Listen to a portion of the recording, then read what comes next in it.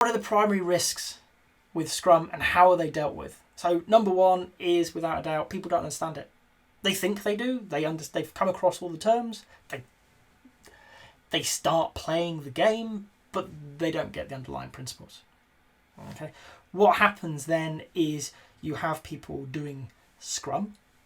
They'll say it is, but on closer inspection with its experience, is you realise they don't really know what they're talking about.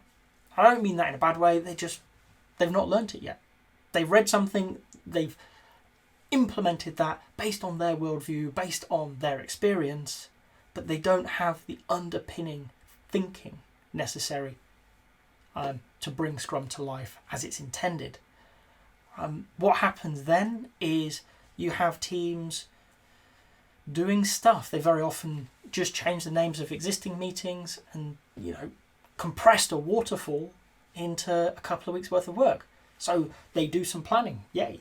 And then they do all the analysis work, and then they do all the design work, and then they build it, and then they test it, but then they've run out of time, so they don't really test it, and they go into a review, pretend they've tested it, and start again. And it's just a mess. And invariably, they then say, this Scrum thing doesn't work. It does, you should just try it. So how do you manage that risk? Education. Okay.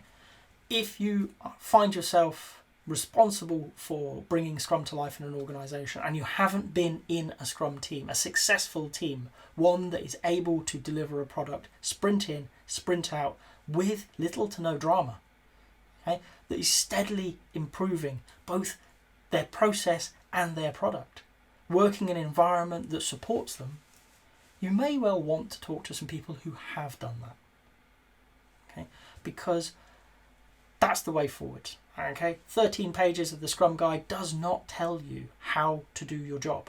It gives you a basic framework. What you're going to have to do is either be in an environment that is highly supportive of you trying things out and getting stuff wrong, or work with people who've walked that path before. Okay, and learn from their experience. I know some stuff just doesn't work in certain organisations, and it might work in others because I've tried it. I've been doing it for a long time now. So that's probably the most common risk, is people actually don't know what they're doing when they get started, and they're in an environment where it's very unlikely the intent behind Scrum, the intent behind the Agile way of working is going to come to life. And so they do stuff and they declare that Scrum doesn't work because the thing that they did didn't work. Okay. What other risks do we have in the Scrum world? Well, another one, I was working with a client recently who had this sort of dawning, this insight: leadership don't want it. Okay. They want the teams to do Scrum, but they don't want agility in the organisation. It is a big risk. Teams will start adopting it and they will get good. I hope they'll get good. They'll work with great people, smart people like yourself, the Scrum Masters, the Agile coaches, the product owners, whatever you call yourself. You want people to be better. You're supporting them in their growth as a team. Okay? And they're going to hit a point where really there's only so much they can do internally within their team without the organisation changing. But the organisation doesn't want to change. The leaders believe that they're doing the right thing, that they've got the best way of working. Okay? So why would they change? They're right. They're excellent at what they do. They should carry on. At that point, you're going to struggle. Scrum will either falter and it will just turn into this stagnant thing where this is what they do and it's Scrumish. It's quite demotivating because they can no longer improve. All of that benefit that they've got, they've hit a ceiling and they're stuck. And your team members leave. Or it'll die off again. It didn't work here. We tried it. We had some really good stuff, but we didn't have the support we needed. We couldn't bring the tools in. We couldn't work the way we wanted. People will become disenfranchised, dissatisfied, and leave. And you will no longer have Scrum. So how do you work with that? Well, at the very start, you need to get some buy-in. And over time, build the evidence to help the leaders understand how much this could help them, what they get from changing the way of working for the organisation. very often the adoption of an agile approach starts off at the grassroots. It starts off with teams. And slowly over time, you gain more and more support through the leadership as they see it deliver the outcomes they're looking for, or give them warning of when they can't and allow them to adapt the organisations or manage the expectations so that they look good. And let's be honest, that's very often what they want, is to do a good job and be seen to do a good job. So that's how we start managing it. Okay? Make sure you've got some people on board. Get them in. I'm a big fan of the sprint review. If you ever come on a CSM, I'm probably going to tell you this is the place for organisational change.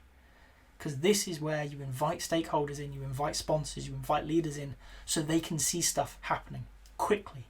And because they're involved in a feedback discussion about how to improve the product, and you're going to take that on board. And as a team, you're going to decide whether or not that's important enough.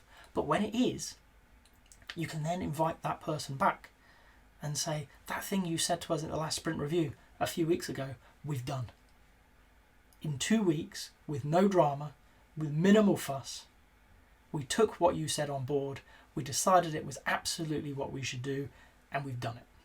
Here it is to production quality. What do you think? And that really captures the imagination. The number of senior leaders who I've worked with who have been bowled over by something that for an experienced team in the Agile world is quite straightforward.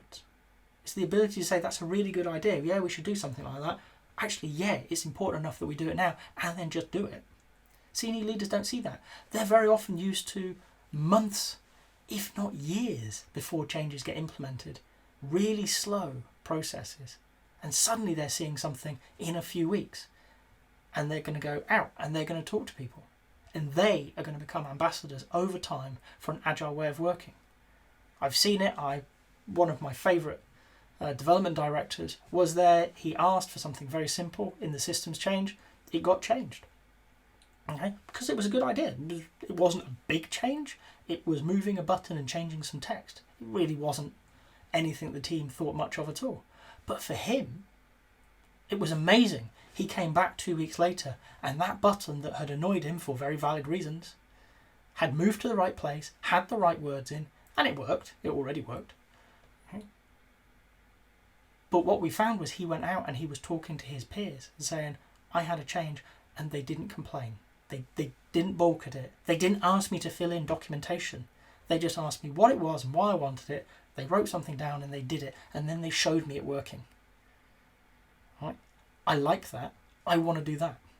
And he became a key driver in the adoption of Agile in the organisation because he was the person asking, can you work in this Agile way? Can you do this Scrum thing?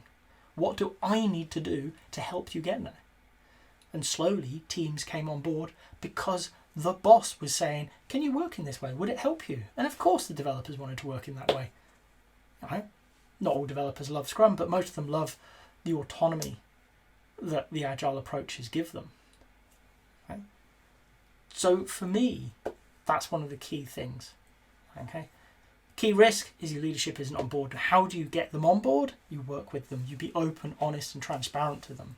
And let them bring other people on board once you've recruited them. If you've got to this point in the video, I hope you've enjoyed it. If so, a like would be appreciated. If you want to hear more from me, more answers to questions that maybe you've got in the Agile world, please subscribe to the channel. And if you've got a question that you really want answered, drop it in the comments. I promise we'll get around to it. Thank you.